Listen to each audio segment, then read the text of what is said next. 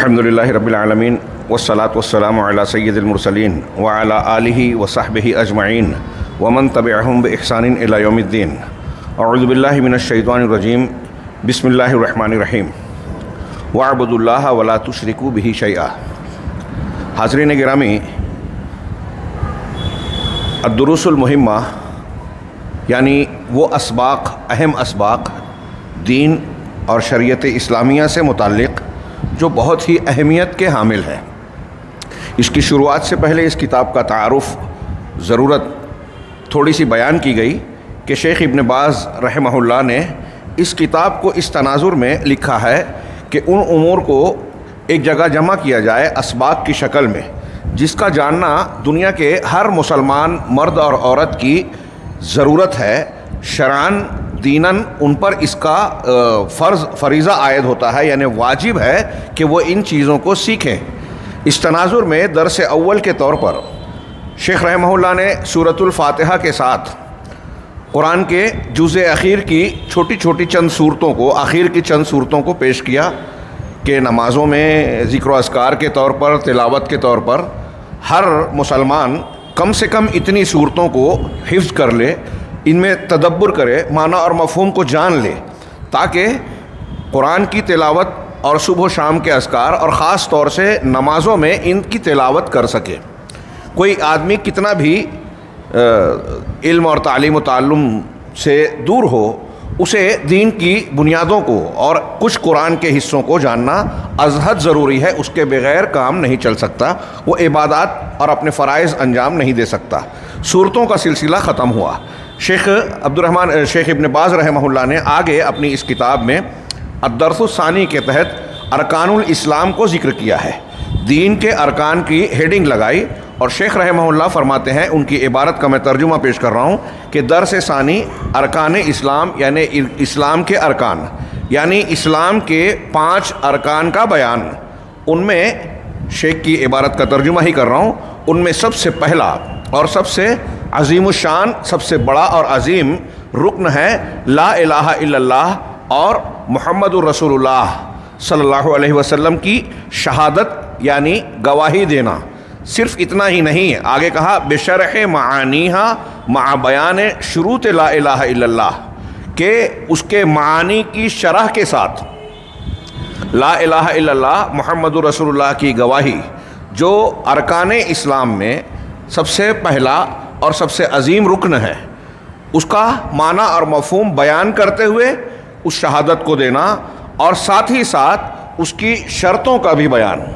یعنی لا الہ الا اللہ صرف کہہ لینا کافی نہیں ہے، اللہ رب العالمین کے یہاں اس کلمے کے معتبر اور قابل قبول ہونے کے لیے ضروری ہے کہ اس کے ساتھ چند شرائط پائی جائیں۔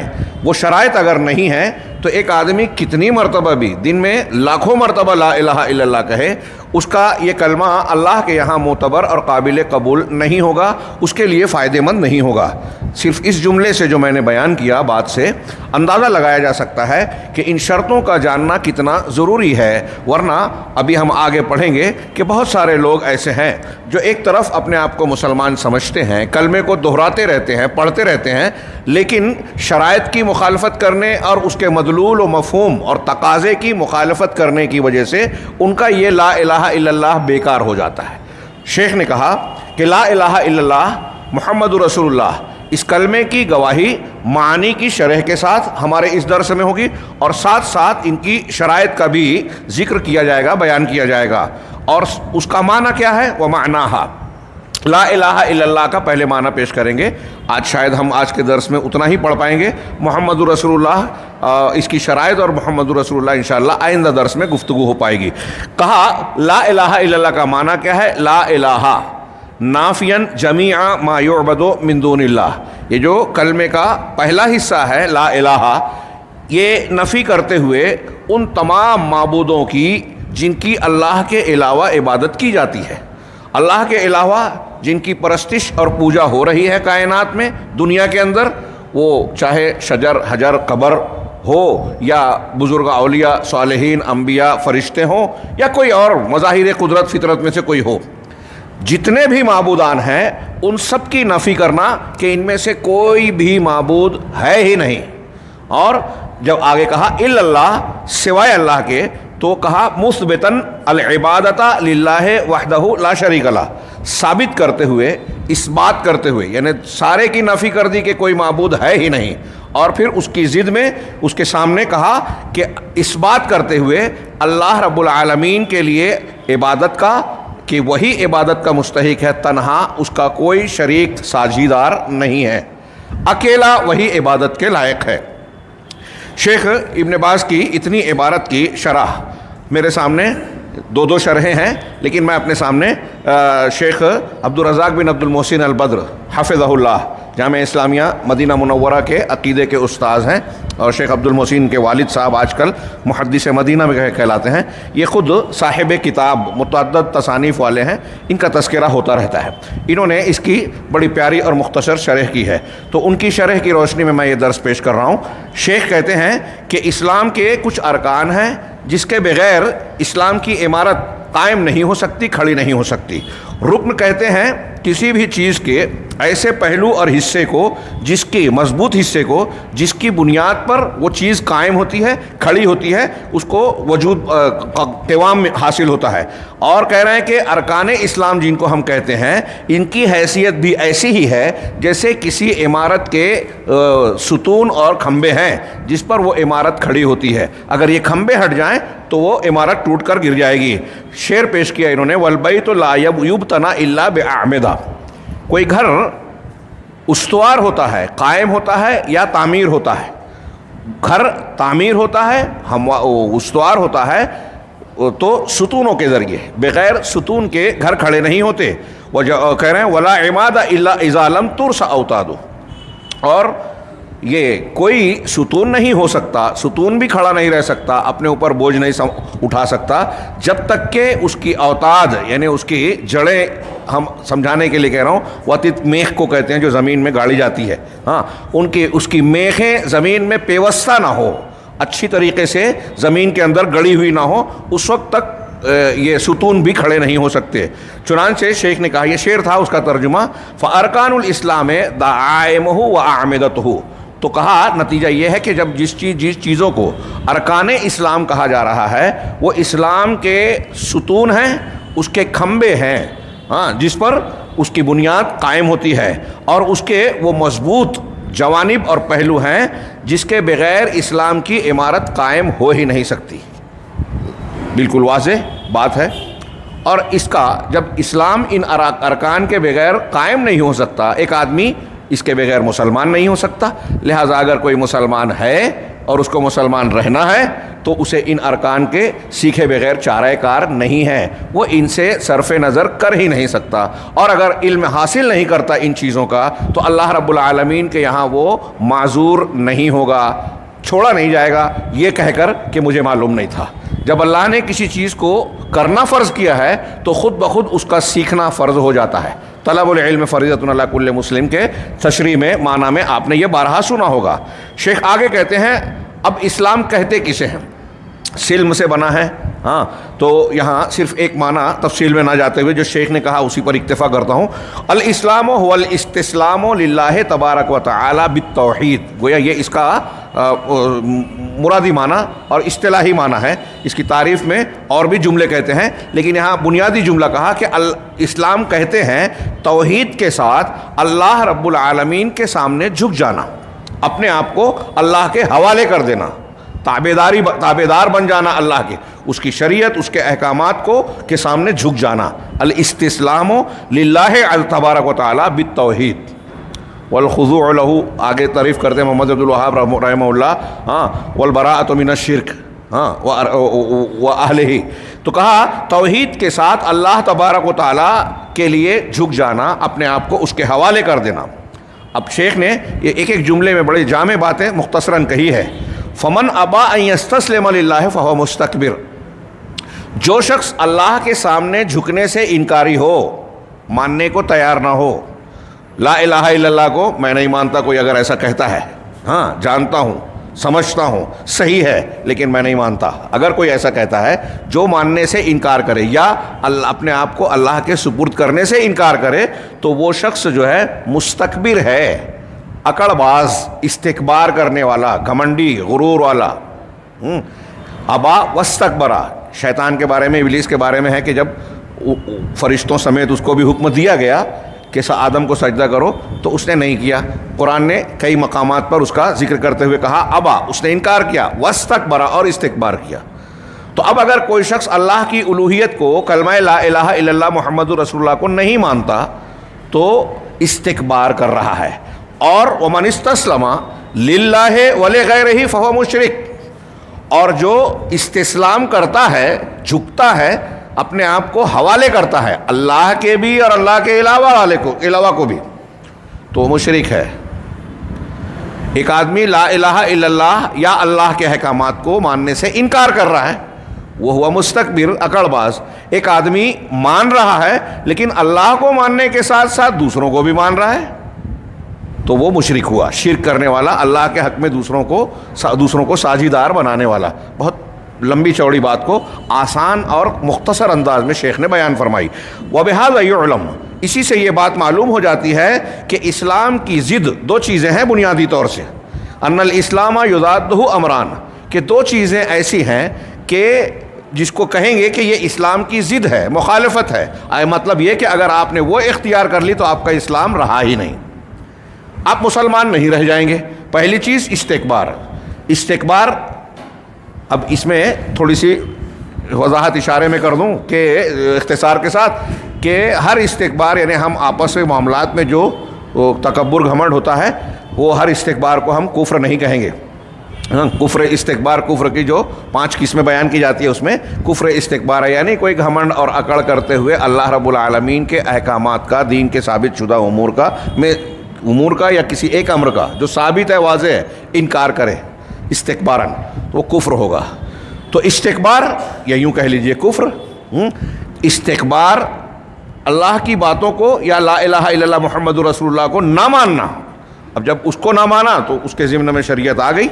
اور دوسرا شرک، یعنی لا الہ الا اللہ کو اگر مان بھی رہا ہے آدمی لیکن ماننے کے ساتھ کسی اور کو بھی وہ درجہ دے رہا ہے جو اللہ رب العالمین کا درجہ اور حق ہے، اللہ کے حقوق میں سے کسی حق کو دوسرے کی طرف بھی پھیرا تو وہ مشرک ہے. اب اگر ایک آدمی کے اندر عقیدے میں، عمل میں شرک اکبر پایا گیا، عقیدے میں، عمل میں، قول میں، یا استکبار پایا گیا، دونوں صورتوں میں آدمی مسلمان نہیں رہ جائے گا. کیوں؟ اس لیے کہ اسلام کی ضد اس کے اندر پائی گئی. وہ چاہے کتنی مرتبہ بھی لا الہ الا اللہ پڑھتا رہے. اچھی طریقے سے ذہن نشین کیجئے. آگے ہم لوگ جب تھوڑی سی تفصیل پڑھیں گے تو یہ استکبار اور شرک کا تھوڑا سا بیان آئے گا.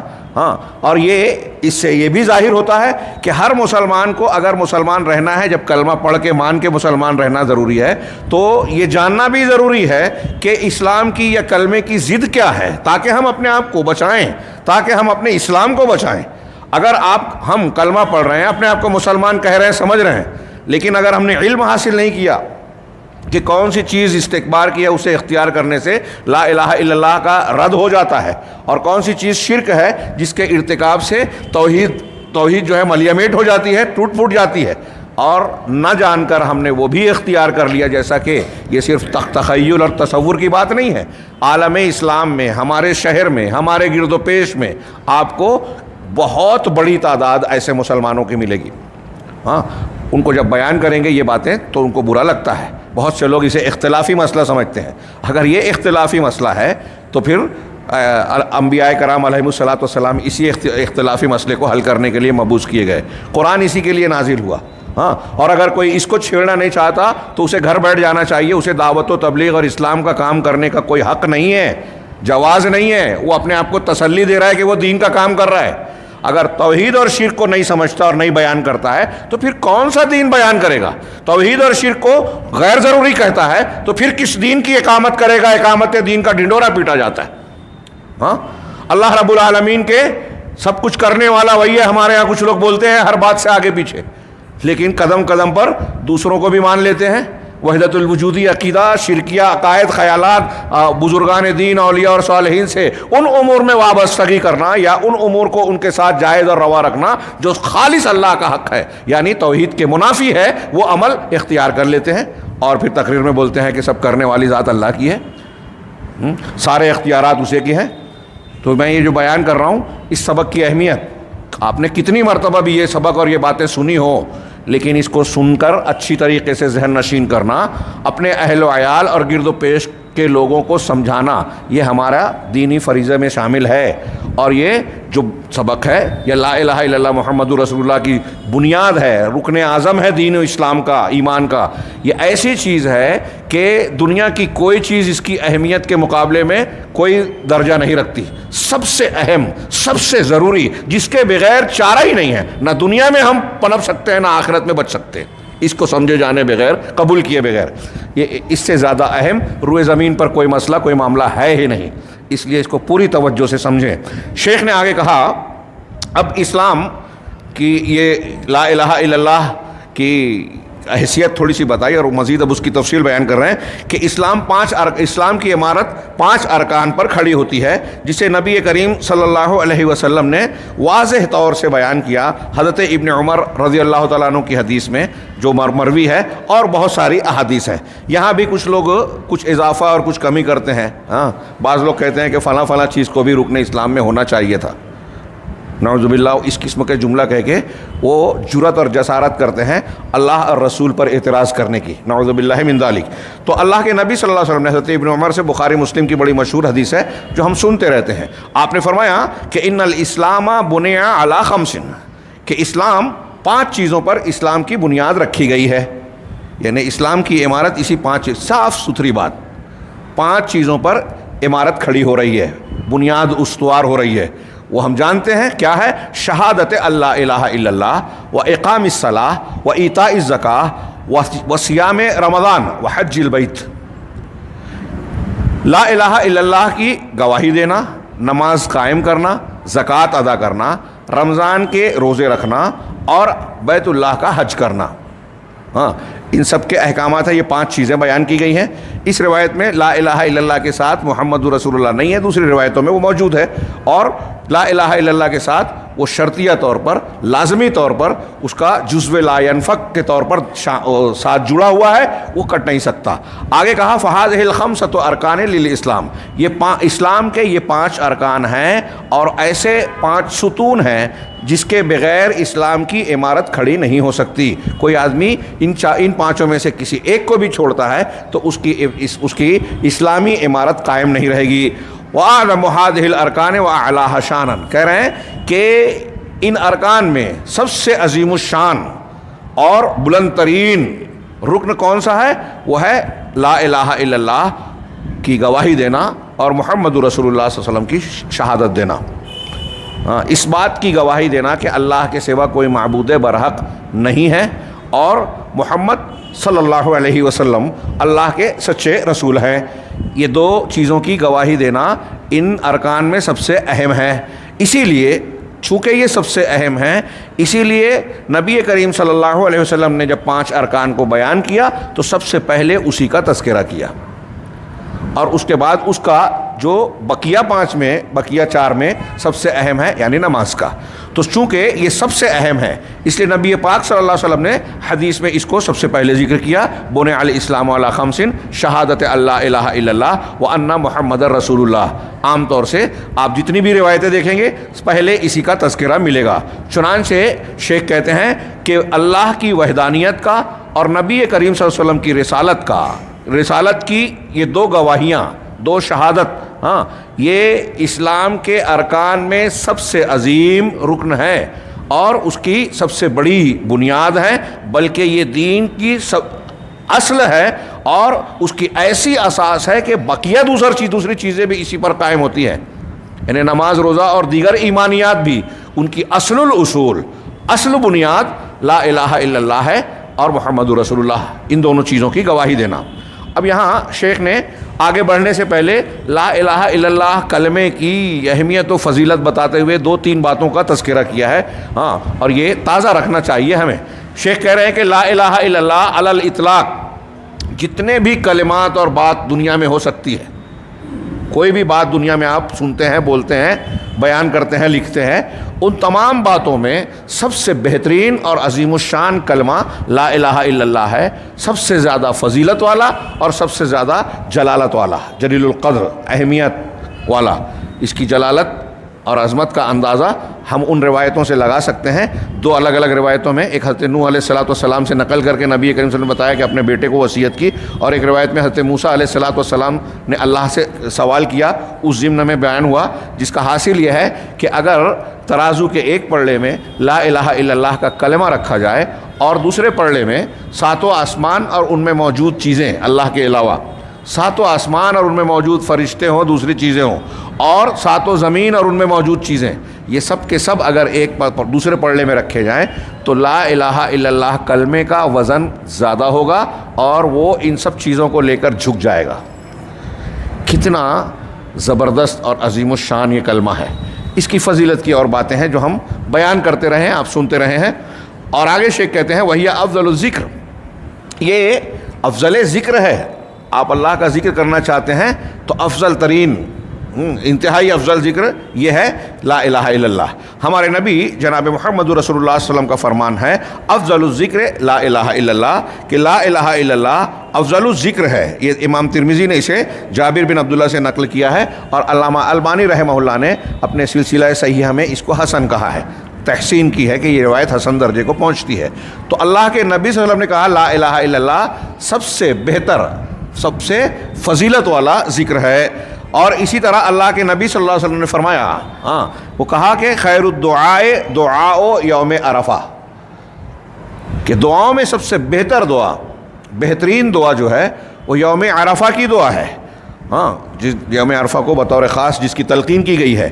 وخیر ما قلت انا والنبیون من قبلی، نبی کریم صلی اللہ علیہ وسلم کر کے، اور جو باتیں میں نے کہی اور مجھ سے پہلے انبیاء نے کہی، یعنی انبیاء کرام نے جو باتیں کہی ہے، انبیاء کی باتیں سب کے اچھی ساری کی ساری اچھی ہیں، بھلی ہیں، اعلیٰ ترین ہیں. دنیا کے دوسرے انسانوں کے مقابلے میں ان کی باتوں کی صداقت، سچائی، زبان و بیان، فصاحت و بلاغت، ہر اعتبار سے انبیاء کی بات اچھی اور اونچی ہوتی ہے. تو نبی کریم صلی اللہ علیہ وسلم نے فرمایا کہ میں نے جو کہا، جو کچھ بھی بیان کیا، اور مجھ سے پہلے جتنے انبیاء آئے انہوں نے جو کچھ باتیں کہیں اور بیان کی، تعلیم دی، ان سب میں سب سے بہتر بات، خیر اور بھلائی والی بات کون سی ہے؟ لا الہ الا اللہ وحدہ لا شریک لہ لہ الملک ولہ الحمد وہو علی کل شیء قدیر. اسے بھی علامہ البانی نے حسن کہا ہے، جو امام ترمذی اور امام احمد نے نقل کیا ہے. لا الہ الا اللہ وحدہ لا شریک لہ لہ الملک ولہ الحمد وہو علی کل شیء قدیر. یہ وہی کلمہ ہے صحیح مسلم کی حدیثوں میں جس کی فضیلت ہم نے پڑھا کہ اگر ایک آدمی صبح میں 100 مرتبہ پڑھے گا تو جو ہے اس کے 100 گناہ معاف ہوں گے، 100 نیکیاں ملے گی. 10 اس سے پہلے ہے کہ 10 غلام آزاد کرنے کا اجر ثواب ملے گا، اور 100 گناہ معاف ہوں گے، 100 نیکیاں ملے گی. اور اس دن، جس دن اس نے یہ پڑھا ہے، اس کے جسم کے اندر شیطان داخل نہیں ہو پائے گا. کوئی آصف زدہ آپ کو نظر آتا ہے تو کسی سے رقیہ وقیہ کرانے کی بجائے آپ یہ 100 مرتبہ اس کو پڑھوا لیجیے. جب اس کے جسم میں شیطان داخل ہی نہیں ہو پائے گا تو جادو ٹونے کا، آصف کا اثر کہاں سے ہوگا؟ بہرحال یہ ہے کہ صحیح عقیدہ اور یہ ہوگا تو زیادہ تاثیر ہوگی، معنی اور مفہوم سمجھیں گے تو زیادہ اثر ہوگا. تو 100 مرتبہ پڑھنے کی، اور اس میں یہ بھی ہے اس حدیث میں کہ اس دن اللہ رب العالمین کے نزدیک اس آدمی نے جس نے 100 مرتبہ پڑھا ہے، اس سے زیادہ فضیلت والا، درجے والا کوئی دوسرا نہیں ہوگا سوائے اس آدمی کے جو اس کو 100 سے زیادہ مرتبہ پڑھے. اس سے زیادہ پڑھے گا تو اس کا درجہ اس سے اونچا ہوگا.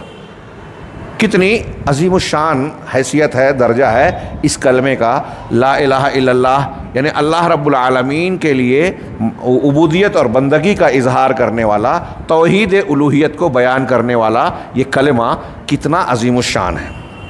اور یہاں رک کے میں بیان کر دوں کہ ہم کہتے ہیں ایاک نعبد و ایاک نستعین. ایاک نعبد والا جو جملہ ہے کہ اے اللہ ہم صرف تیری ہی عبادت کرتے ہیں، تیری ہی، تاکید ہے تقدیم و تاخیر سے. وَإِيَّاكَ نَسْتَعِينُ، اور تیری ہی، تجھ سے ہی مدد طلب کرتے ہیں. ہم یہ پڑھ چکے ہیں، میں نے شرح کی ہے، اور شیخ عبدالرزاق نے بیان کیا کہ ایاک نعبد کا وہی معنی ہے جو لا الہ الا اللہ کا معنی ہے. مراد اور نتیجہ لا الہ الا اللہ، تیرے سوا کوئی معبود برحق لائق عبادت ہے ہی نہیں. اور وہ یہاں کہہ رہے ہیں ایاک نعبد کہ ہم صرف اور صرف تیری ہی عبادت کر رہے ہیں، یعنی کسی اور کی نہیں. تو ایاک نعبد کا معنی وہی ہے جو لا الہ الا اللہ سے ثابت ہو رہا ہے. اور ایاک نستعین کا معنی وہ ہے جو لا حول ولا قوت الا باللہ سے، کہ تجھ سے ہی مدد مانگتے ہیں. کیوں؟ اس لیے کہ کوئی طاقت اور قوت تیرے سوا ہے ہی نہیں، لہذا مدد کسی اور سے کیوں مانگے؟ مدد اس لیے تجھ سے ہی مانگتے ہیں کہ ساری طاقت و قوت کا اختیار، قوت تیرے ہی ہاتھوں ہے، تیرے ہی پاس ہے، تو ہی متصف ہے. تو جو چاہے تو کائنات کی کوئی ہستی، کوئی طاقت اور پوری کائنات مل کر اسے بدل نہیں سکتی، ٹال نہیں سکتی، جو ہے روک نہیں سکتی. تو اللہ تعالی شیخ نے کہا کہ یہ سب سے بہتر کلمہ، اور ہم یہ جو دو روایتیں پڑھے ہیں یہ ایک ایک روایت ہی اس کی عظمت کو بیان کرنے کے لیے کافی ہیں. اسی لیے شیخ نے اس دعا اور اس روایت کو نقل کرنے کے بعد کہا، اسی لیے اللہ تبارک و تعالیٰ فرماتا ہے ہاں وَمَا أَرْسَلْنَا مِن قَبْلِكَ مِن رَسُولٍ إِلَّا نُوحِي إِلَيْهِ أَنَّهُ لَا إِلَٰهَ إِلَّا أَنَا فَاعْبُدُونِ. ہاں یہ قرآن کی آیت ہے، سورہ انبیاء کی مشہور آیت نمبر 25. وما ارسلنا من قبلک، آپ سے پہلے ہم نے کوئی بھی رسول نہیں بھیجا، الا مگر نوحی الیہ، اس کی طرف یہ وحی کرتے رہے. یعنی ہر نبی کی طرف اللہ رب العالمین نے یہ وحی ضرور کی، کیا کہ انہ لا الہ الا انا فاعبدون، کہ میرے سوا کوئی معبود برحق لائق عبادت نہیں ہے، لہذا صرف میری عبادت کرو. غور فرمائیں اس آیت سے کیا معلوم ہو رہا ہے، اور آگے بھی ایک آیت آ رہی ہے، اس سے پتہ چلا کہ انبیاء کرام علیہم الصلاۃ والسلام میں تمام کی مشترکہ دعوت، پہلی دعوت، اور آگے آ رہا ہے کہ ان کی دعوت کا خلاصہ لا الہ الا اللہ ہی رہا ہے. اس سے اس کی اہمیت اللہ تبارک و تعالیٰ نے انبیاء کرام علیہم الصلاۃ والسلام کو اسی کلمے کی تعلیم کے لیے بھیجا کہ توحید کو لوگ اختیار کریں، شرک سے اجتناب کریں. ہاں ہمارے ہاں ہندوستان پاکستان میں دین دعوت کا کام کرنے والے عوام تو عوام، بہت سارے دانشوروں کا ایک مزاج بن گیا، ارے یہ فلاں فلاں یہ لوگ تو صرف توحید کی بات کرتے ہیں. کیا انبیاء کرام کو بھی یہی کہیں گے؟ توحید انسانیت کی ہر بیماری کا علاج ہے، لیکن یہ کم علم والوں کو سمجھ میں نہیں آتا. ہاں اگر آپ غور کریں گے تو انسان کی زندگی پر، اب یہ ایک الگ سے موضوع ہے جو مختلف موقعوں پر بیان کیا جاتا ہے، میں صرف ایک جملہ کہہ کے آگے بڑھتا ہوں کہ توحید اگر اختیار کی جائے گی تو زندگی کا ہر گوشہ اس سے سدھرے گا، صحیح ہوگا، توحید کے معنی مفہوم تقاضے کی تکمیل کرتے ہوئے. اور شرک میں اگر پڑے گا آدمی تو زندگی کا ہر گوشہ بگڑ جاتا ہے. ہاں میں نے اس سے پہلے کئی مرتبہ علامہ ابن ابی العز حنفی رحمہ اللہ کا ایک قول نقل کیا کہ جتنی بھی نیکیاں ہیں سب توحید اور ایمان کی شاخیں ہیں، اور جتنی بھی برائیاں ہیں، گناہ ہیں، اللہ رب العالمین یا رسول اللہ صلی اللہ علیہ وسلم نے جن چیزوں سے منع کیا ہے وہ ساری کے ساری چیزیں شرک اور کفر کی شاخیں ہیں. اس جملے کو اچھی طرح سمجھ لیں، بات سمجھ میں آ جائے گی. میں ایک اشارہ اور کر دوں کہ آج جیسے کچھ لوگ نوجوان موجودہ سیاسی، سماجی، گھریلو حالات، معاشی پریشانی، سیاسی اتھل پتھل، ان سب چیزوں کو دیکھتے ہیں تو اس توحید اور رسالت اور دین کی بات کرنے والوں کو سمجھتے ہیں کہ یہ الگ وادی ہے اور یہ الگ وادی ہے، دونوں کا کوئی تعلق نہیں ہے، ایسا سمجھتے ہیں. لیکن ایک مسلمان کبھی نہ بھولے، اگر آپ کو علم نہیں ہے تو علم حاصل کیجئے کہ آپ کے گھر میں فاقہ ہو رہا ہے، آپ کے پڑوس سے آپ کا جھگڑا ہو رہا ہے، مسجد میں، مدرسے میں، جماعت میں آپ کسی ٹینشن، مسئلے، اختلاف، جھگڑے کے شکار ہیں، آپ کے والد صاحب آپ پر ظلم کر رہے ہیں، والدین کو یہ شکایت ہے کہ ہمارا بچہ نافرمان ہے. ہاں فلسطین میں قتل عام ہو رہا ہے معصوموں کا، ظالموں کی طرف سے، دشمنان دین کی طرف سے. پوری دنیا میں مسلمانوں کو سازشوں کے نرغے میں لے کر رکھا گیا ہے، ہر طرف سے جو ہے ان پر شدید نگاہ ہے. صحیح کرنے والوں کو بھی غلط کر کے دکھا دیا جاتا ہے، میڈیا میں الزام سے متہم کر دیا جاتا ہے، اور کیا کچھ. میں یہ کہنا چاہ رہا ہوں بہت ہی علی وجہ البصیرہ، اور موقع سے اس کے ثبوت اور وضاحت بھی کرتے ہیں، فی الحال مزاح کا موقع نہیں ہے. ان سارے معاملات کا تعلق ہمارے عقیدے اور توحید سے، شرک اور توحید سے. صرف امت اگر شرک سے توبہ کر لے تو دنیا کی کوئی طاقت ہمارا بال بھی نہیں کر سکتی. یہ حضرت ابراہیم کا قصہ واقعہ، حضرت موسیٰ علیہ السلام کا، انبیاء کرام کا واقعہ ہم پڑھتے سنتے ہیں. کیا ہے حضرت یونس علیہ السلام نے مچھلی کے پیٹ سے اپنے آپ کو بچایا، کس سے؟ کوئی نیٹ ورک تھا؟ ہاں سیاسی طاقت، علمی طاقت، آئیڈیاز، مشین، فلاں اور فلاں. مچھلی کے پیٹ میں کیا تھا؟ توحید تھی. لا الہ الا انت سبحانک انی کنت من الظالمین. یہی توحید تھی نا، مچھلی کے پیٹ سے نکال رہی ہے. فلسطینیوں کو نہیں بچائے گی، ہمیں اور ہمارے اور آپ کے مسئلے کو حل نہیں کرے گی. ایک اشارہ کیا میں نے، ایسے آپ غور کرتے جائیے. حضرت فاطمہ کے ہاتھ میں چھالے پڑے ہیں، اللہ کے رسول نے کہا کہ بستر پہ سونے کے لیے آؤ تو سبحان اللہ، الحمدللہ، اللہ اکبر 33 اور 34 مرتبہ کہو. دونوں میں کنیکشن لگتا ہے. ہاتھ کا چھالا کہاں ہے اور سبحان اللہ الحمدللہ کہاں ہے؟ تو آج کے ہمارے فقہ الواقع کا ڈنڈورا پیٹنے والے یہ جاہل لوگ، سطحیت والے، جذباتی، جو غیر اسلامی تصورات سے متاثر ہیں، اسلام کو سمجھا نہیں ہے، جو علماء پر بھپتیاں کستے ہیں، اسلامی تعلیمات کو غیر ضروری قرار دے کے اہم چیزوں کو غیر اہم اور غیر اہم کو اہم بنا دیتے ہیں. میں نے ایک قول نقل کیا تھا نا کہ کسی نے، مقصد ہے صرف سعودی عرب اور اہل سنت پر کیا ہے، اہل توحید پر اعتراض جڑنا. تو ایک صاحب نے یہاں تک کہا، مجھے ایک دوست نے بتایا کہ ایک صاحب نے کہا کہ محمد بن سلمان ہندوستان آتے G20 کے ٹائم آتے ہوئے، اگر گاندھی دھام چلے جاتے تو چل جاتا، انہیں ایک غیر مسلم لیڈی سفیر سے ہاتھ نہیں ملانا چاہیے تھا. مطلب اس کے نزدیک ایک عورت سے ہاتھ ملا لینا ان کا بڑا گناہ ہے، اور شرکیہ مقام پہ نہ جانا چھوٹی نیکی ہے. یہ جہالت کی آپ انتہا دیکھیے. اور یہ جو بات اس نے بیان کی، اس کا قصور صرف اس آدمی کا نہیں ہے، یہ ان دعوتوں کا ہے، ان جماعتوں کا ہے جنہوں نے یہ مزاج دیا، جنہوں نے اسلام کی صحیح تعلیم انبیاء کرام علیہم الصلوۃ والسلام کے طریقے پہ پہنچائی ہی نہیں.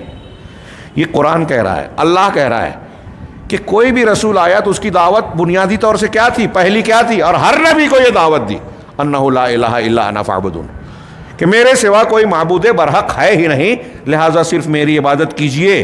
اب شیخ نے آگے کہا وَهِيَ زُبْدَةُ دعوت المرسلین، کہ یہ لا الہ الا اللہ تمام رسولوں کی دعوت کا خلاصہ ہے، مکھن ہے، حاصل ہے ہر رسول کی دعوت کا. اور آج کی جماعتوں کی دعوت میں یہ کہیں کہیں نظر آئے گا، صرف فضائل میں کہ پڑھ لو، اور اس کو سمجھتے ہیں زندگی کے معاملات سے اس کا کوئی تعلق نہیں ہے. انبیاء کی دعوت میں یہ نہیں تھا. انبیاء کی دعوت میں اگر مقابل مخاطب آدمی لا الہ الا اللہ کا کو نہیں مان رہا ہے یا اس کے خلاف ورزی کر رہا ہے، کوئی شرکیہ عمل، قول، فعل اگر ارتکاب کر رہا ہے، تو کسی نبی نے کبھی شرک کو برداشت نہیں کیا، اس سے سمجھوتا نہیں کیا. اور ہمارے یہاں کے دانشوران اور یہ اسلامی اور دینی تنظیم کا نام اور دعویٰ کرنے والے لوگ، میں کوئی بھپتی اور تنزیہ بات نہیں کر رہا ہوں، افسوس اور علمیاتی پہلو، افسوسناک اور علمیاتی پہلو پیش کر رہا ہوں کہ آپ دین کا کام کر رہے ہیں، دین اور اسلام کو سربلند کرنا چاہتے ہیں، غلبہ چاہتے ہیں، لیکن آپ دین ہی کو نہیں جانتے، دین کی بنیاد کو نہیں جانتے، جو انبیاء کا وطیرہ خلاصہ اور ان کی دعوت تھی، جو اللہ نے ہم کو اور آپ کو بتائی ہے کہ یہ لو، یہ دین کی بنیاد ہے. تو اللہ تبارک و تعالیٰ نے اور انبیاء کرام کی ان دعوتوں کا خلاصہ کہہ رہے ہیں کہ زبدہ حاصل، اور خلاصۃ رسالت، ان کی رسالت کا خلاصہ یہی تھا، لا الہ الا اللہ، جس کو آج ہم غیر اہم سمجھ رہے ہیں. اور میں نے ابھی کئی مرتبہ تقریروں میں یہ بات کہی، جس پر لوگوں کو انتہائی سنجیدگی سے غور کرنا چاہیے، ہل جانا چاہیے. ہاں، میں نے بعض نام لے کر بیان کیا، مقصد کسی کی تنزیہ یا تضحیق یا تحقیر نہیں ہے، یہ بتانا ہے کہ کتنی حیرت انگیز بات ہے کہ مسلمانوں میں دین کا، جو اسلام کا دعویٰ کرتے ہیں، اپنے آپ کو بڑا دانشور سمجھتے ہیں، سمجھدار سمجھتے ہیں، اور اسلام کا پہلا سبق، تمام انبیاء کرام کی مشترکہ دعوت، پہلی دعوت، ان کی دعوت کا خلاصہ، سب سے عظیم کلمہ جس کے لیے جنت و جہنم بنائی گئی، جس کے لیے جین و انس کو پیدا کیا گیا، جس کی بنیاد پر جنت و جہنم میں داخل ہونے کا فیصلہ ہوگا، اسی کلمے کے معنی اور مفہوم کو لوگوں نے نہیں سمجھا. عوام ہی نہیں، خواص کا یہ عالم ہے جن کے پیچھے پیچھے لوگ چلتے ہیں. میں نے کئی مرتبہ یہ بیان کیا، میں نے کہا اس پر جو ہے، ہاں، کوئی اگر مجھے گالی دیتا ہے، بھپتی کستا ہے، کامنٹ کرتا ہے، ٹرول کرتا ہے، کرے، لیکن غور بھی کر لے وے کہ کتنی اہمیت کی بات انتہائی ذمہ داری سے علی وجہ البصیرہ بیان کر رہا ہوں. جو اللہ نے علم تھوڑا موڑا دیا ہے، اس کی روشنی میں غور کیجئے کہ میں یہ کہہ رہا ہوں کہ ہمارے یہاں بڑے بڑے دانشوران جن کے پیچھے لوگ چلتے ہیں، میں نے کچھ نام لیے، مولانا مودودی صاحب کے، سید قطب صاحب کے، صوفیوں کے، مشائخ کے، جو ہے کہ ان کے یہاں آپ لا الہ الا اللہ کا معنی ہی غلط پائیں گے. اب جب آپ دین کی بنیاد ہی میں جو ہے بگڑ گئے، غلطی کر بیٹھے، ٹھوکر کھا گئے، تو آپ کی عمارت کا کیا ہوگا؟ دینی عمارت کا کس دین کو قائم کریں گے؟ ہاں، اللہ رب العالمین آپ کے دین کو، اس لیے اور بھی اہمیت ہو گئی ہے کہ اسے سیکھیں۔ ابھی میں یہ باتیں بیان کر رہا ہوں، بہت سے لوگ ابتدائی حصہ یا کچھ حصہ سن کر یہ کہیں گے یہ چیزیں تو ہم سنتے رہتے ہیں۔ آپ سنتے رہتے ہیں، جانتے بھی ہیں؟ ہاں، میں نے اکثر کہا کہ لا الہ الا اللہ کا چرچا الحمدللہ، ہاں، کلمہ توحید کی دعوت دینا آپ کو جماعت اہل حدیث میں اس روئے زمین پر اس وقت نظر آئے گا، انبیاء کے منہج پر، طریقے پر۔ لیکن اس جماعت میں بھی سعودی کی بات چھوڑیے، جن پر لوگ بھپتیاں کستے ہیں، ہم سے کہیں زیادہ دین جانتے ہیں، عقیدے میں درست ہیں، محنت ہوتی ہے۔ ہندوستان پاکستان میں یہ دانشور کہلانے والے جو حکومتوں کی باتوں کو اور دوسری باتوں کو جانے نہ جانے تبصرہ کرنے لگتے ہیں سوشل میڈیا پہ جہالت کے ساتھ، لوگوں کو سوچتے ہیں کہ ہماری بات مانیں، ان سے آپ پوچھ لیں کہ لا الہ الا اللہ کی شرطیں کیا ہے، کون کون سی ہے، کتنی ہیں۔ ابھی علماء کرام بیان کر رہے ہیں تو بہت سے لوگ سن رہے ہیں الحمدللہ، کچھ لوگ شاید بیان کر دیں، لیکن ایک بڑی تعداد مردوں اور خواتین کی آپ کو ایسے ملے گی کہ بعض کو یہ پتہ ہی نہیں ہے کہ شرطیں ہیں، اور اگر سنا بھی ہے تو کتنی ہیں اور کیا ہیں نہیں بتا سکیں گے۔ ہاں، آپ سعودی عرب جن کا مذاق اڑایا جاتا ہے، جن کا رد کیا جاتا ہے، جن پر طنز کیا جاتا ہے، وہاں بچوں کو یاد کیا کرایا جاتا ہے، یہ چیزیں حفظ کرائی جاتی ہے، اس پر مسابقے اور انعامی مقابلے ہوتے ہیں، متون کو حفظ کرایا جاتا ہے عقیدے کے، جہاں قرآن کی آیتیں، صورتیں اور دوسری چیزوں کو، عقیدے کے متون کو، یہ لازمی ہے، اس پر اس کو تاصیل اور تاسیس کہتے ہیں۔ ہمارے علم کی، ہمارے دین کی اور ہماری زندگی کی تاسیس کس پر ہوگی؟ انہیں بنیاد بنانا، باقی تفصیلات ہم پڑھتے رہیں گے زندگی بھر، لیکن بنیادی عقائد کی تاسیس بچوں کو ضروری ہے۔ اور ہندوستان پاکستان میں تو اس لیے بھی اب اور ضروری ہے اس قسم کے ماحول میں کہ یہاں ہمارے یہاں قدم قدم پر الحاد، بے دینی، شرکیہ عقائد و اعمال، بدعقیدگی پر مشتمل رسومات پائی جاتی ہیں۔ تو ایسی صورت میں اور زیادہ ضرورت ہے کہ آپ کے بچے اسکول میں جا کر، کالج میں جا کر مرتد نہ بن جائیں، غیروں سے شادی تعلق نہ باندھ لیں یا شرکیہ عقائد نہ کر لیں، فلمی دنیا کے اداکاروں سے متاثر ہو کر یہ نہ سمجھ لیں کہ کسی مورتی کے سامنے جھک جانے سے ہمارے اس دین اسلام پہ کوئی فرق نہیں پڑتا، ہاں، اور کسی اور کی جے بولیں، کسی اور کو اللہ اکبر کے سامنے کسی اور کے سامنے جھکیں، اور کیا کیا شرکیہ چیزیں ہیں۔ ابھی میں بیان کروں گا، لوگ اس کا مذاق اڑاتے ہیں، خاص طور سے جو ماڈرن طبقہ ہے، وہ عقیدہ سیکھتا نہیں ہے، جانتا نہیں ہے، اور سمجھتا ہے کہ ملا جو ہے وہ رجعیت پسند ہے، وہ جو ہے تنگ نظر ہے، ہاں، کہ یہ تو کچھ بھی بیان کرتے ہیں۔ رواداری اور یکجہتی کا مظاہرہ کرنے کے لیے ایسے امور کو برملا اختیار کر لیتے ہیں جن میں شرک ہے، کفر ہے، جو اسلام کی بنیادی تعلیمات کے خلاف ہے۔ ان کا اسلام بگڑ جاتا ہے کیونکہ لا الہ الا اللہ اور اس کی شرطیں وہ جانتے ہی نہیں ہیں، اور ان شرطوں کو ماننا ہمارے ہاں جو لوگ بیان کرتے ہیں یا تو ان کو تنگ نظر کہا جاتا ہے یا شدت پسند کہا جاتا ہے یا کیا۔ اگر آپ کا اسلام جو اسلامی بنیادی تعلیم ہے آپ نے وہ چھوڑ دیا تو آپ پھر کس بات پر مسلمان ہو کے دوسروں سے لڑ رہے ہیں؟ بولیے مت کہ ہم مسلمان ہیں، ہاں۔ اگر وہ یہ کہتے ہیں کہ ٹھیک ہے ہم آپ کے یہاں سوئیاں کھانے آتے ہیں، آپ ہمارے یہاں آ جائیے وہ مورتی پوجا میں، گنیش اتسو میں، ٹپری کھیلنے میں، جو عبادت اور شرک کا کام ہے، تو کہیے کہ نہیں، آپ سوئیاں کھائیں نہ کھائیں اس سے کوئی مطلب نہیں ہے، آپ ہمارے ساتھ آئیے، بیل ویل کاٹیے اور بقرعید عید الاضحیٰ کے وقت وہ کھائیے، گوشت بڑے کا کھائیے۔ تو ایک غیر مسلم ہندو بولے گا کہ ایسا میں کروں گا تو میرے مذہب نشٹ ہو جائے گا، تو ہم ان کو یہ سمجھائیں کہ اگر آپ کے مذہب کی بنیادی تعلیم کے خلاف آپ جائیں گے تو آپ کو یہ سمجھتا ہے کہ ہمارا مذہب باقی نہیں رہے گا۔ تو ایسے ہی ہمارے مذہب کی کچھ تعلیمات ہیں، لا الہ الا اللہ محمد رسول اللہ اور اس کی تعلیمات ہیں، ہم اس کے خلاف اگر کریں گے تو ہمارا دھرم قائم نہیں رہ جائے گا، نشٹ ہو جائے گا، ہاں۔ لیکن یہ نہ کوئی سمجھتا ہے، نہ اور مسلمان سے پوچھا جاتا ہے، ہاں، ٹی وی چینل پہ ایک آیا تھا، کسی نے بھیجا کلپ، ایک مسلم سے ایک سوال کیا گیا کہ آپ کے نزدیک سنویدھان بڑا ہے یا شریعت؟ ٹی وی چینل پہ بولے تو ہمارے لوگ ڈگمگا جاتے، کیا بولے؟ شریعت بولے تو بھی غلط پھنسیں گے، سنویدھان بولے تو بھی پھنس جائیں گے، دونوں طرف سے اعتراض کیا جائے گا کہ سنویدھان کو بڑا کہا تو شریعت کا فتویٰ لگ جائے گا کہ اللہ کے قانون کے مقابلے میں دنیا کا قانون آپ مان رہے ہو، بالکل غلط ہے یہ۔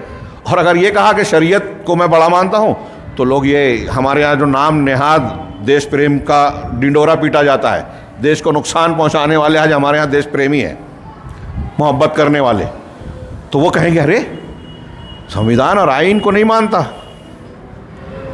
حیرت انگیز. اور یہ سوال مسلمان سے کیا جاتا ہے. سوچئے ان لوگوں نے کتنی اسٹڈی کی ہے. ہمارا جاہل مسلمان جو نہیں جانتا وہ جان رہے ہیں. ٹی وی اینکر سوال کر رہا ہے کہ یہ اس میں پھنسے گا یہ مسلمان، اور جو لوگ جواب دے دیتے برملا ان کو پتہ ہی نہیں ہے. جتنا وہ اینکر جانتا ہے اتنا بھی یہ اسلام کو نہیں جانتے. یہی پڑھنا ہے ہم کو. مجھ سے جب انہوں نے پوچھا ایک صاحب نے، تو میں نے کہا کہ ہم پلٹ کے یہ سوال پوچھیں کہ آپ کے نزدیک آپ کا مذہب بڑا ہے یا سنویدھان بڑا ہے؟ سنویدھان کس نے بنایا؟ سنویدھان مطلب آئین، دستور، آئین، قوانین ہندوستان کے، وہ کس نے بنایا؟ اور آپ کے مذہب کو آپ کے عقیدے کے مطابق اس کی تعلیمات کو کس نے بنایا؟ ہندو دھرم والے بھی کہتے ہیں کہ وید الہامی ہے، حالانکہ یہ ثبوتوں پر صحیح نہیں ہوتا. اس کا رد کیا ہے اہل علم نے علمی دنیا میں، لیکن ان کا یہ ماننا ہے الہامی یعنی اوپر سے آیا ہے سناتن دھرم.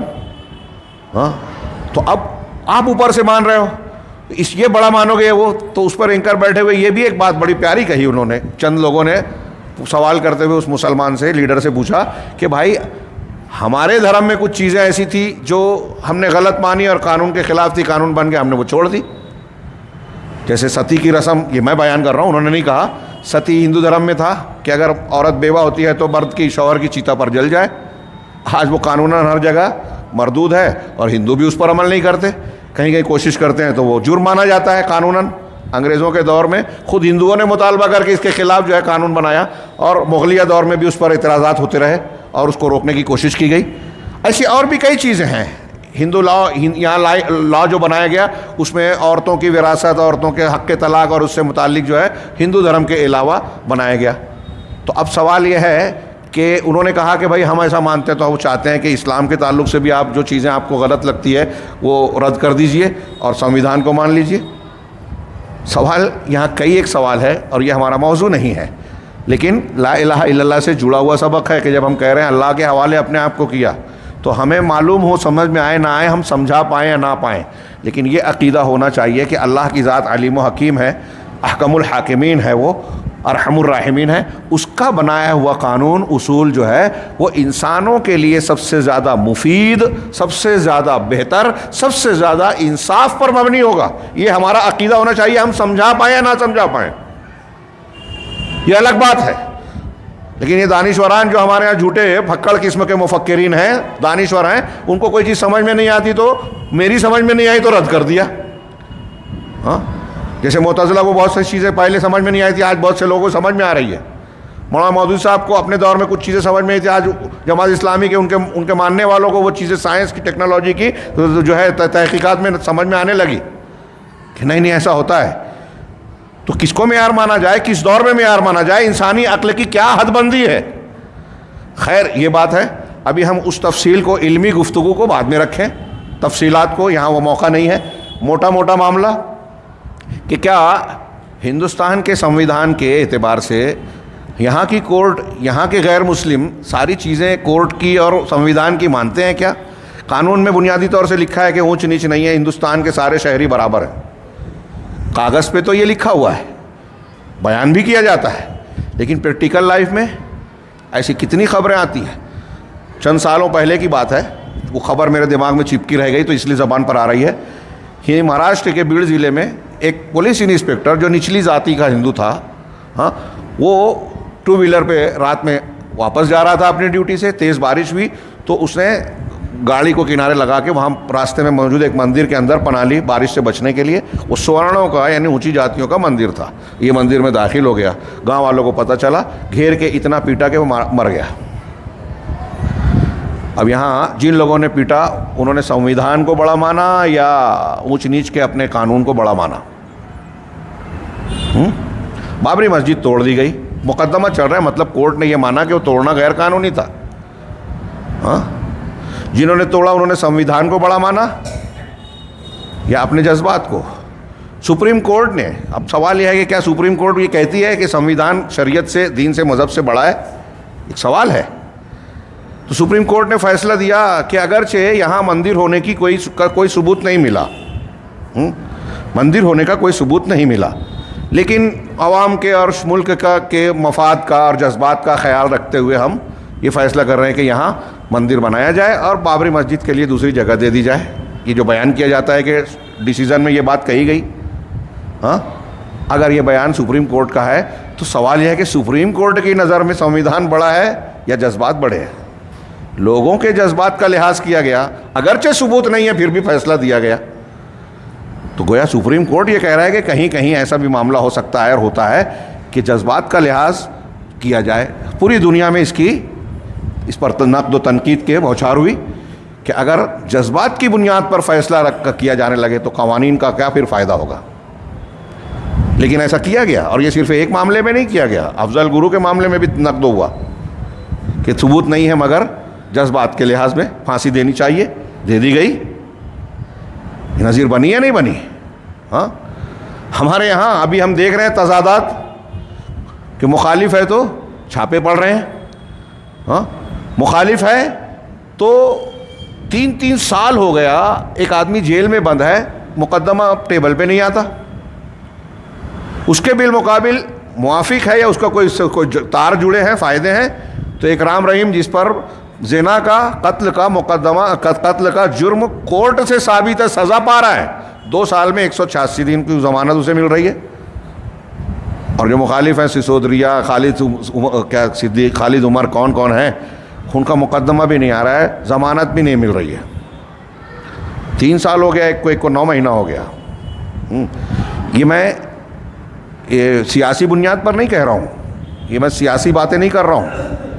ان واقعات میں ہمارا یہ سوال ہے کہ جو لوگ یہ چیزیں بے اعتدالیاں اختیار کر رہے ہیں، ان کے نزدیک سنویدھان بڑا ہے، آئین بڑا ہے، یا ان کا اپنا مفاد؟ اپنے فائدے کے لیے وہ قانون کو کچل رہے ہیں کہ نہیں کچل رہے ہیں؟ تو ان سے سوال کیوں نہیں کیا جاتا کہ آپ کے نزدیک کیا بڑا ہے؟ قانون کہہ رہا ہے، ابھی 2-3 مقدمے چل رہے ہیں گیان واپی، اور یہ ان کو پکایا جا رہا ہے ان ایشوز کو۔ قوانین فیصلہ کورٹ کا ہوا کہ آپ ٹھیک ہے بابری مسجد کے تعلق سے یہ فیصلہ ہوا، تو اب اس سے پہلے فلاں سن سے پہلے کی جن عبادت گاہ کی جو حیثیت ہے اس کو وہی حیثیت میں رکھا جائے گا۔ اس کے باوجود یہ نیا مقدمات کھڑے کر دیے گئے۔ سپریم کورٹ کے جو قانون ہے چھوڑیے، جو فیصلے کیے گئے اس کی بھی خلاف ورزی۔ تو اب جو لوگ یہ کر رہے ہیں تو وہ سنویدھان کو بڑا مان رہے ہیں یا لوگوں کے اپنے جذبات کو بڑا مان رہے ہیں؟ اور اس کے پیچھے کیا مقصد ہے یہ سب جانتے ہیں، ہندو مسلمان، لیڈر غیر لیڈر، سب کو پتہ ہے کہ کیوں یہ کیا جا رہا ہے۔ یہ سب مسائل کوئی ملک کا فائدہ اور مذہب کی خدمت ان کے یہاں مقصود ہے ہی نہیں، اس کی بنیاد پر اپنے مفادات کی روٹیاں سیکنا سب جانتے ہیں، پھر بھی چل رہا ہے معاملہ۔ تو یہ میں نے کچھ باتیں عرض کی ہیں، یہ جواب پورا نہیں ہے، اس پر ایک انشاءاللہ مستقل گفتگو تحریری شکل میں یا تقریری شکل میں کی جائے گی۔ یہاں میں اس کی اہمیت بتا رہا تھا اور تھوڑی بات پھیل گئی، لیکن میں پھر بھی دعوے سے کہہ رہا ہوں انہیں یہ ساری بحثیں جو ہے نا یہ اس سے تعلق رکھتی ہیں۔ اور میں یہ کہنا چاہتا ہوں نام نہاد دانشوروں کے حوالے سے جو مذاق اڑاتے ہیں جب ہم توحید کی بات کرتے ہیں اور توحید کو مسئلے کا یا ہمارے مسائل کا حل بتاتے ہیں، تو ان کو یہ سمجھانے کی کوشش کر رہا تھا میں کہ لا الہ الا اللہ محمد، لا الہ الا اللہ تمام انبیاء کی دعوت ہے، اس کائنات کے وجود کی بنیاد ہے اور ہم کو اور آپ کو پیدا کرنے کا بنیادی مقصد ہے، لہٰذا اس کا ماننا نہ ماننا ہماری پوری زندگی پر اور اس دنیا کے بعد والی زندگی پر سب سے زیادہ بنیادی اثر اسی کا ہے۔ اسے کسی بھی معاملے اور مرحلے میں نظر انداز نہیں کیا جا سکتا، غیر اہم نہیں سمجھا جا سکتا۔ جو لوگ ایسا سمجھتے ہیں کہ ہمارے سیاسی حالات، اقتصادی حالات، سماجی حالات، فلاں حالات جو ہے وہ اس بات کا تقاضا کرتے ہیں کہ ہم اس پر زور دیں اور لا الہ الا اللہ یا عقیدے کی باتوں کو پس پش ڈال دیں، غیر اہم سمجھ لیں، انہوں نے دین کو نہیں سمجھا ہے، انہوں نے دین کی بنیاد کو نہیں سمجھا۔ اور میں یہ کہنا چاہتا ہوں کہ انہیں سیاسی میدان میں کام کرنا چاہیے، میڈیا میں کام کرنا چاہیے، اقتصادیات میں، ادبیات میں، دوسرے میدانوں میں کام کرنا چاہیے۔ انہیں یہ نہیں کہنا چاہیے کہ ہم دعوت و تبلیغ کا کام کر رہے ہیں، ہم اسلامی جو ہے تعلیم کو پھیلانے کا کام کر رہے ہیں، کیونکہ وہ اسلام کو سمجھے ہی نہیں ہے، کیوں لا الہ الا اللہ کی اہمیت کو سمجھے نہیں ہے، اللہ نے جو بیان کیا وہی نہیں مان رہے ہیں، تو پھر آپ پھیلاؤ گے کیا؟ جب آپ کو صحیح خود نہیں معلوم ہے تو آپ کے برتن سے وہی ٹپکے گا جو آپ کے برتن میں ہے۔ چنانچہ یہ بات اچھی طرح دماغ میں رکھا جائے کہ یہ ان کے رسولوں کی رسالت کا خلاصہ ہے، اور سب سے پہلا کلمہ ہے جسے لا الہ الا اللہ رسولوں کی دعوت کا خلاصہ مکھن حاصل. اور ان کی قوموں نے، ہر رسول کی قوم نے اپنے رسول اور پیغمبر سے دعوتی طور پر جو پہلا کلمہ سنا وہ یہی کلمہ ہے. یعنی کسی بھی رسول نے اپنی قوم کو جب دعوت دی تو پہلا سبق، پہلا کام، پہلی بات جو کہی لا الہ الا اللہ. نبی کریم صلی اللہ علیہ وسلم کو دیکھیے صفا کی پہاڑی پر کھڑے ہو کر کیا کہا تھا؟ لا الہ الا اللہ کہو فلاح پا جاؤ گے. حضرت ابراہیم، حضرت موسیٰ علیہ السلام، سارے لوگوں کی دعوت میں آپ کو یہی نظر آئے گا. ہاں، فاول ما یخاطبونہم بہ، چنانچہ یہی سب سے پہلا جملہ جس کے ذریعے سے انبیاء نے اپنی قوموں کو مخاطب کیا وہ ہے اعبدوا اللہ ولا ما لکم من الہ غیرہ، کہ اللہ کی عبادت کرو، تمہارا اس کے سوا کوئی معبود ہے ہی نہیں. سیاق کیا ہے؟ نکرہ نفی کے سیاق میں. عربی والے قاعدہ جانتے ہیں کہ جب اس طرح سے عموم کا معنی ما من الہ غیرہ، اس کے سوا، اس کا غیر کوئی الہ ہے ہی کوئی نہیں ہے، صرف وہی معبود ہے. ہر نبی نے یہ کیا، سورہ اعراف میں اس کا ذکر ہے. اسی طرح شیخ رحمہ اللہ نے، ہمارے شیخ عبد الرزاق کہہ رہے ہیں، شیخ رحمہ اللہ، ہاں یعنی شیخ ابن باز نے اپنی کتاب میں یہاں اس مقام پر اس بات پر آگاہ کیا، ہمیں اور آپ کو جو پڑھنے والے ہیں ان کو متنبع کیا کہ یہ مقام جو ہے شہادتین کی تعلیم کا مقام ہے، جہاں ہم ضرورت مند ہیں کہ اس کے معانی کی شرح کی جائے اور اس کے لا الہ الا اللہ کی شرطوں کو بیان کیا جائے، سمجھا جائے، ذہن نشین کیا جائے. رہا لا الہ الا اللہ کا معنی تو شیخ رحمہ اللہ نے خود ذکر کیا کہ لا الہ یہ نافین جمیع ما یعبد من دون اللہ. جب ہم یہ ٹکڑا کہتے ہیں لا الہ تو اس میں نفی ہے ہر اس معبود کی جس کو اللہ کے سوا لوگ عبادت کے لائق سمجھتے ہیں یا بناتے ہیں. تو ان سب کے بارے میں کہا کہ وہ معبود ہیں ہی نہیں، لا الہ کوئی معبود نہیں ہے. ہاں، الا اللہ یہ اللہ وحدہ لا شریک لہ کے لیے عبادت کا اس بات کرتے ہوئے ہم کہتے ہیں. تو کہہ رہے ہیں فہما کلمۃ قائمۃ علی رکنین عظیمتین و اساسیین متینین. یہ دو کلمہ جو ہے لا الہ ایک الا اللہ، یہ دو حصہ جو ہے یہ ایسا کلمہ ہے جو دو عظیم رکن پر قائم ہے اور دو متین یعنی مضبوط بنیادوں پر کھڑا ہے. لہذا اللہ تبارک و تعالیٰ کی توحید ہو ہی نہیں سکتی جب تک کہ یہ نفی اور یہ اس بات دونوں چیزیں موجود نہ ہو. یعنی اللہ کو معبود ماننا یہ اس بات ہے اور لوگوں کے معبودیت کا انکار کرنا یہ نفی ہے. چنانچہ شیخ نے آگے کہا کہ نفی عام، یہ عام نفی ہے، انکار ہے ہر اس چیز کی معبودیت کا جو اللہ کے سوا پوجے جاتے ہیں یا پوجی جاتی ہیں. ہاں، این کانا، وہ چاہے جو ہو، جمادات ہوں، حیوانات ہوں، نباتات ہوں، یا اس کے علاوہ اولیاء صالحین، بزرگان دین اور فلاں کوئی بھی ہو، سب کا رد کہہ رہے ہیں. اور یہ سب کی تردید ہے اور اس بات خاص ہے، خاص اس بات ہے عبادت کا اس بات اکیلے اللہ کے لیے وحدہ لا شریک، کہ وہ عبادت کا تنہا حقدار ہے، مستحق ہے. تو عبادت کے جتنے بھی معانی ہیں ان تمام چیزوں کا حقدار تنہا اللہ ہے. اس بات کا اس بات ہے. اب یہاں یہ جملہ بہت غور سے سنیے. اگلا جو کہا کہ جس شخص نے نفی کی ولم یثبت اور اس بات نہیں کیا وہ موحد نہیں ہے، مومن نہیں ہے. اور جس شخص نے اس بات کیا اور نفی نہیں کی وہ مومن نہیں ہے. کیا مطلب؟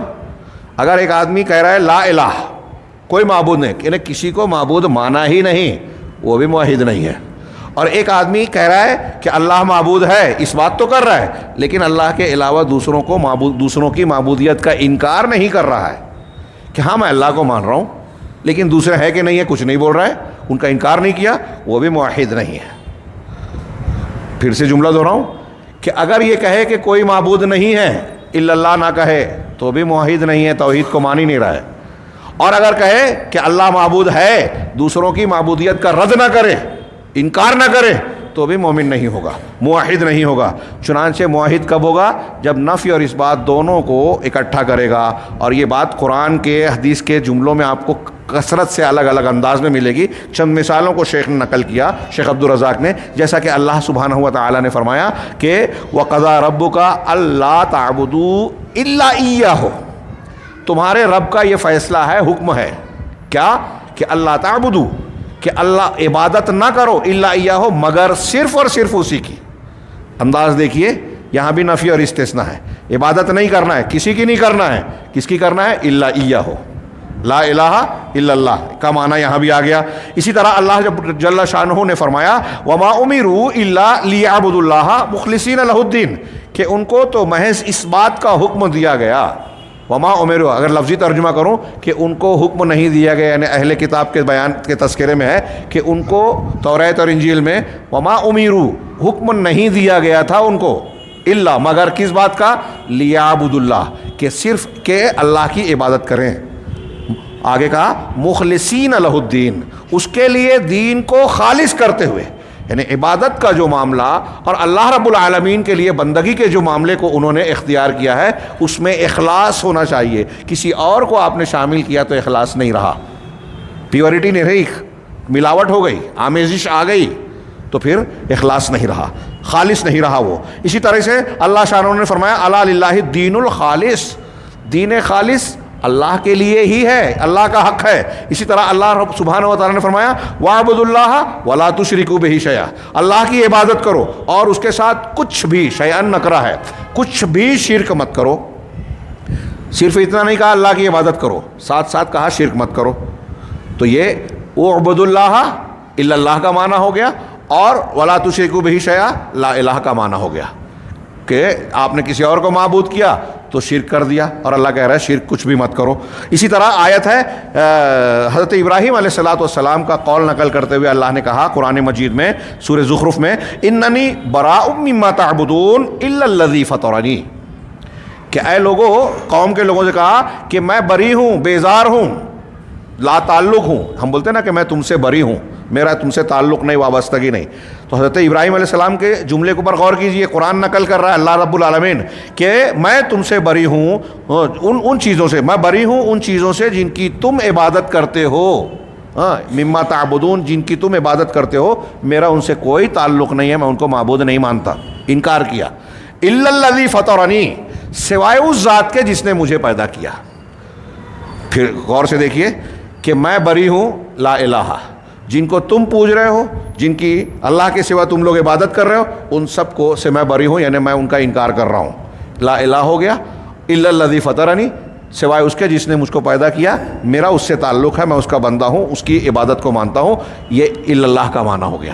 اسی طریقے سے اللہ جل شانہ نے کہا وَلَقَدْ بَعَثْنَا فِي كُلِّ أُمَّةٍ رَسُولًا أَنِ اعْبُدُوا اللَّهَ وَاجْتَنِبُوا الطَّاغُوتَ, کہ ہم نے ہر امت میں ایک رسول بھیجا, مبعوث کیا, اور اس رسول کی رسالت یا حکم کیا تھا؟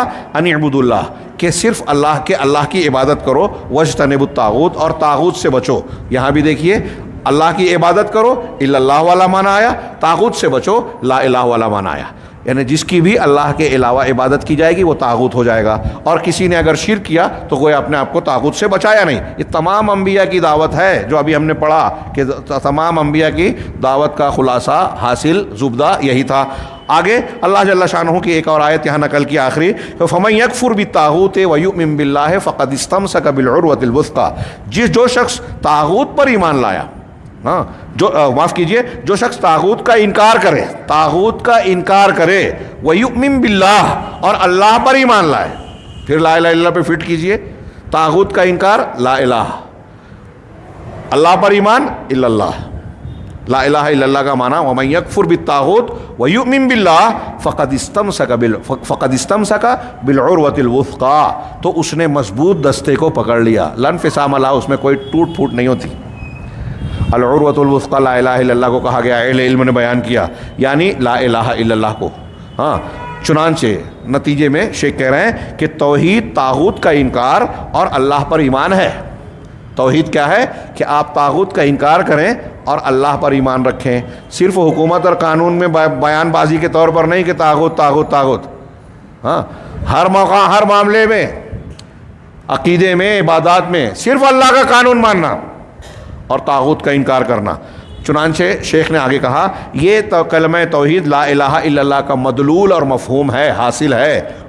اور فہیا, چنانچہ یہ ایک ایسا کلمہ نہیں ہے کہ جس کا کوئی معنی نہیں ہے, کہ آپ صرف زبان سے بول دیں اور کافی ہو گیا. نہیں, اس کا مدلول ہے, معنی ہے. آپ کو زبان سے کہنے کے ساتھ ساتھ اس معنی کو ماننا پڑے گا، دل سے قبول کرنا پڑے گا، بلکہ یہ ایسا کلمہ ہے جو معانی میں دنیا میں جتنی بھی باتیں ہیں ان کے معانی اور مطالب جو ہوتے ہیں اس میں سب سے عظیم معنی پر مشتمل ہے، اور جتنے بھی مقاصد ہماری زندگی میں ہو سکتے ہیں ان مقاصد میں سب سے اعلیٰ اور سب سے بڑے مقصد پر مشتمل ہے، اور ہمارے جتنے بھی اہداف، نشانے اور چاہتے ہیں ان میں سب سے شریف اور اعلیٰ قسم کا مقصد اس سے جڑا ہوا ہے، اور وہ ہے اللہ کی توحید۔ چنانچہ فلا یکون العبد موحدا الا بتحقیق، ایک آدمی، ایک بندہ توحید والا نہیں ہو سکتا مگر اسی وقت جب وہ لا الہ الا اللہ کی دلالت کرنے والے معنی کو اپنی زندگی، قول و فعل میں، ظاہر و باطن میں جو ہے اس کو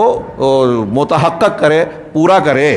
ہاں، اللہ کے سوا جتنے لوگ ہیں، جتنے معبود ہیں، ان کی بندگی اور عبودیت کا انکار کرے، اور عبادت کی جتنی بھی شکلیں ظاہری باطنی ہیں ان سب کو اللہ کے لیے ثابت کرے۔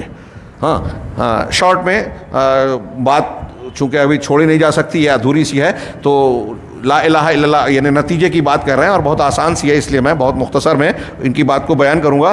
اسی لیے اگر کوئی شخص یہ کہتا ہے لا الہ، اگر کوئی شخص لا الہ الا اللہ کو حق کے طور پر اور سچ کے طور پر کہتا ہے، یعنی ہم بطور سچائی اس کو قبول کر رہے ہیں، کوئی انسان، کوئی بندہ ہے جو لا الہ الا اللہ کو حق اور سچ مان کر کہہ رہا ہے، تو نتیجہ کیا نکلنا چاہیے؟ شیخ کے آگے جملے غور کیجئے اور جوڑیے کہ ہمارے یہاں آج کتنے لوگ لا الہ الا اللہ کو کہہ رہے ہیں۔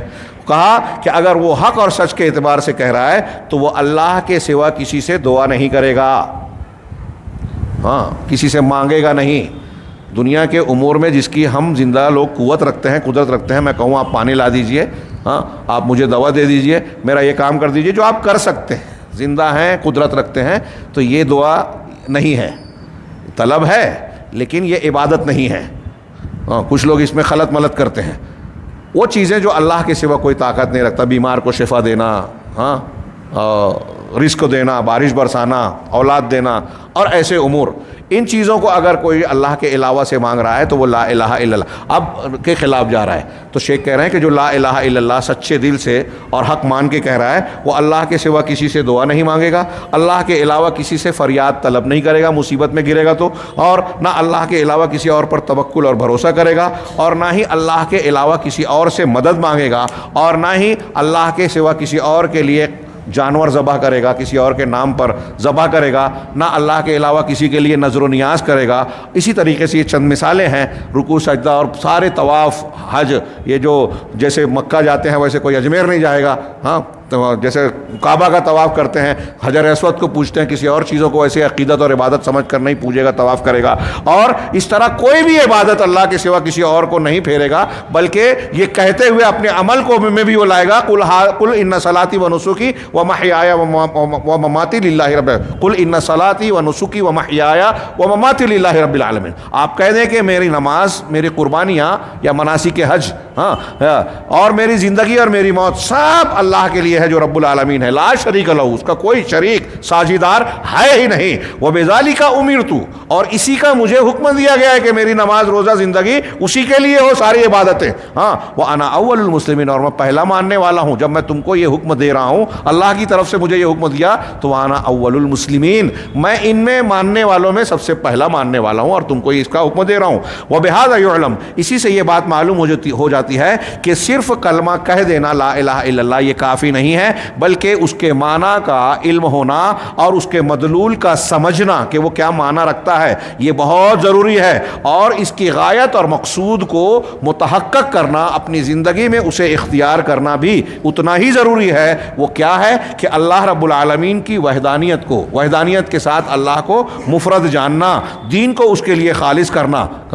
رہا ایسا شخص جو لا الہ الا اللہ اپنی زبان سے تو کہتا ہے لیکن پھر اپنے قول سے یا اپنے فعل سے اس لا الہ الا اللہ کی خلاف ورزی کرتا ہے، اس کو توڑ دیتا ہے، جیسے مثال کے طور پہ ایک آدمی لا الہ الا اللہ بھی کہہ رہا ہے لیکن وہ یہ کہہ رہا ہے مدد یا فلان، اے فلاں میری مدد کر، کوئی شیخ عبد القادر جیلانی کو پکارے، کوئی حضرت علی کو پکارے، کوئی کسی پیر بابا اور فلاں کو پکارے کہ اے مدد کر، ہاں، یا اغثنی یا فلان، اے فلاں میرا اغاثہ کر، میری فریاد، میری مدد کر، استغاثہ میرا قبول کر، ہاں، او انا عائذ بک یا فلان، یا کوئی یہ کہے کہ اے فلاں میں تیرے ذریعے سے پناہ طلب کر رہا ہوں، ہمارے یہاں بریلوی حضرات کے یہاں تو یہ چیز کھلی ہوئی ہے.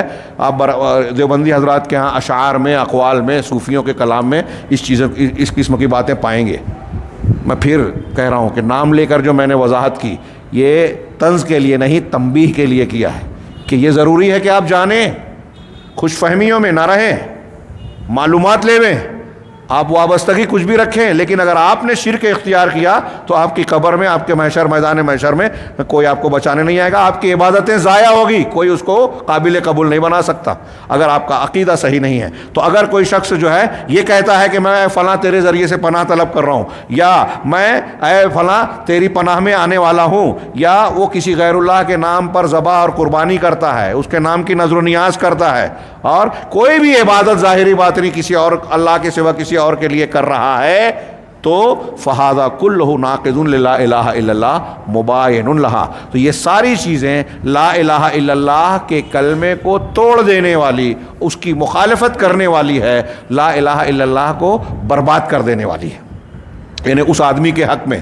فلا الہ الا اللہ، چنانچہ شیخ نے کہا لا الہ الا اللہ اس کے کہنے والے کو اس وقت فائدہ دے گا، اس کے لیے فائدہ مند ہوگا جب اس کے معنی کو سمجھ کر وہ کرے، اور معنی سمجھنے کے ساتھ اس کی جو مدلول ہے یعنی مفہوم اور اس کا تقاضا ہے اس کو متحقق بنائے، یعنی اس کے تقاضے پر عمل کرے، اس کے غایت و مقصود کو پورا کرے، یعنی اللہ کی توحید کو زندگی کے ہر معاملے میں اختیار کرے اور دین کو اللہ تبارک و تعالیٰ کے لیے خالص بنائے. وَلَقَدْ كَانَ، اسی طرح شیخ نے کہا اب یہ آخری بات کہی ہے کہ وہ مشرکین جن کے درمیان رسول اللہ صلی اللہ علیہ وسلم کو مبعوث کیا گیا تھا، بھیجا گیا تھا، وہ لا الہ الا اللہ کے کلمے کو سمجھتے تھے.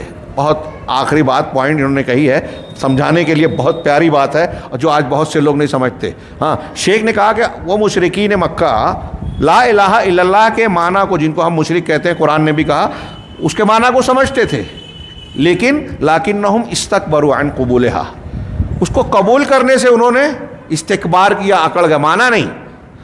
قرآن خود کہہ رہا ہے، سورہ صافات کی آیت نقل کی اللہ یہاں شیخ نے کہ انہم کانوا اذا قیل لہم لا الہ الا اللہ یستکبرون، کہ ایک مشرکین کا معاملہ یہ ہے کہ جب ان سے لا الہ الا اللہ کہا جاتا ہے، اس کی دعوت دی جاتی ہے، تو یہ استکبار کرتے ہیں، اکڑ جاتے ہیں، مانتے نہیں ہیں، ماننے کو تیار نہیں ہیں. وَيَقُولُونَ، اور کہتے کیا ہیں، أَإِنَّا لَتَارِكُوا آلِهَتِنَا لِشَاعِرٍ مَجْنُونٍ، کہ کیا ہم ایک دیوانے شاعر کی وجہ سے اپنے معبودوں کو چھوڑ دیں گے. نبی کریم صلی اللہ علیہ وسلم کو نعوذ باللہ دیوانہ شاعر کہہ رہے ہیں، شاعر اور مجنون، حالانکہ جانتے تھے کہ نہ آپ پاگل ہیں نہ آپ شاعر ہیں، دوسرے مقامات پر اعتراف کیا، اور اپنے لوگوں کو تسلی دینے کے لیے کہتے تھے کہ اس آدمی کو جس کو دیوانہ شاعر کہہ رہے ہیں، اس کے کہنے سے ہم اپنے معبودوں کو چھوڑ دیں گے، باپ دادا سے چلا آ رہا ہے. جیسے آج ہمارے یہاں مسلمان کہلانے والے بہت سے لوگ بولتے ہیں کہ تمہارے کہنے سے چلی آ رہی اتنی روایت جو اس برسوں کی چھوڑ دیں گے. ہاں، کہہ رہے ہیں حیث فہموا، اس طرح سے کہ ان لوگوں نے یہ سمجھا کہ ان لوگوں کا جملہ دیکھیے، اس آیت کی روشنی میں شیخ کیا ایک نتیجہ نکال رہے ہیں کہ کفار مکہ نے یہ خود سمجھ رکھا تھا کہ لا الہ الا اللہ کو اگر ہم کہیں گے تو معبودوں کو ترک کر دینا اور اللہ کے سوا ان کی جو ہم عبادت کرتے ہیں یہ ساری کی ساری باطل ہو جائے گی، چھوڑ دینا پڑے گا. لا الہ الا اللہ جب ان سے کہا جاتا ہے تو یہ کہہ رہے ہیں، قرآن نے کہا کہ تو یہ استکبار کرتے ہیں. اور اگلا جملہ کہ کہتے یہ ہیں کہ کیا ہم ایک دیوانے شاعر کی وجہ سے ہم اپنے معبودوں کو چھوڑ دیں گے. پوائنٹ کیجئے، نوٹ کیجئے یہ پوائنٹ کہ قرآن کے اس بیان سے بالکل واضح ہے کہ کفار مکہ یہ مان رہے ہیں کہ اگر ہم نے لا الہ الا اللہ کو کہہ دیا، مان لیا، تو اس کا مطلب یہ ہوگا کہ جن معبودوں کی پوجا پاٹ عبادت کرتے ہیں وہ سب چھوڑ دینا پڑے گی، جن دوسرے مذہب کے قوانین کو ماننا پڑے گا وہ چھوڑ کے صرف اللہ کی ماننا پڑے گی. یہ معنی وہ بھی سمجھتے تھے. ہاں، اور پھر اس کی اور بھی دلیل دی کہ وَلِهَذَا قَالُوا، اسی لیے انہوں نے کہا جو سورہ صاد کی ابتدائی آیتوں میں ہے، اَجَعَلَ الْآلِهَةَ إِلَٰهًا وَاحِدًا إِنَّ هَٰذَا لَشَيْءٌ عُجَابٌ، کیا اس نے سارے معبودوں کو، اتنے سارے ہمارے بنائے ہوئے معبود ہیں، ان سارے معبودوں کو ایک معبود بنا دیا، سب کو ختم کر کے صرف اللہ کو کہہ رہا ہے، إِنَّ هَٰذَا لَشَيْءٌ عُجَابٌ. ارے یہ تو بہت ہی تعجب کی بات ہے، عجیب بات ہے. ہاں، اے امر فی غایت العجب، یعنی ایسا معاملہ ہے جو انتہا درجے کے تعجب کا ہے. ثم اخذوا، پھر اس کے بعد یہ جملہ کہنے کے بعد آپس میں اپنے دوستوں احباب اور رشتہ داروں کو کیا سمجھانے لگے، وصیت کرنے لگے کہ اپنے معبودوں پر جمے رہنا. اس کے لیے کیا کہا، یہ قرآن کہہ رہا ہے وانطلق الملأ منهم ان امشوا واصبروا علی آلہتکم، کہ ان میں جو سردار لوگ تھے نا، بڑے لوگ، وہ یہ کہتے ہوئے چلے ارے چلو آگے بڑھو، ہاں وَاصْبِرُوا عَلَىٰ آلِهَتِكُمْ، اور اپنے معبودوں پر جمے رہو، ہٹنا نہیں اس سے. إِنَّ هَذَا لَشَيْءٌ يُرَادُ، یہ جو لا الہ الا اللہ کے کلمے سے ہم کو دعوت دی جا رہی ہے نا، اس سے کوئی غرض مقصود ہے، اس میں کوئی سازش ہے.